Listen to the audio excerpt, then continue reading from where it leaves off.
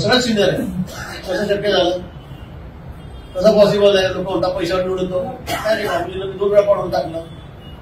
किती कोट्यात रुपये खर्च केले, काय उपयोग झाला नाही. नंतर आमचे संजय दादा आहेत ते, संजय दादा मी बरोबरच भेटतो रोज सध्या. 5 वेळा ते माझ्यावर जातो गेलाय. सगळ्या वेळा मी त्यांना पाड. आमच्याकडे आपला मराठा समाज 1,40,000 आहे. आम्ही 3,000चा मान.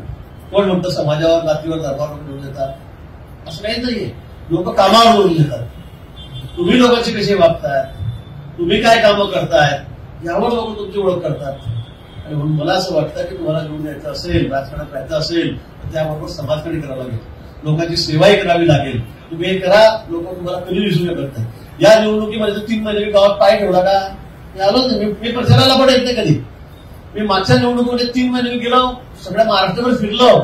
नंतर शेवटच्या दिवशी मतदान दिवशी मी ज्यावेळेला मतदान दिवशी एक सभा नाही, एक रॅली नाही, एक कोणी देवेंद्र फडणवीसजी आले नाही, कोणी वरच्या केंद्राच्या तिथे आम्ही सभा घ्यायची नाही, कोणाची सभा नाही, एक रॅली सुद्धा नाही.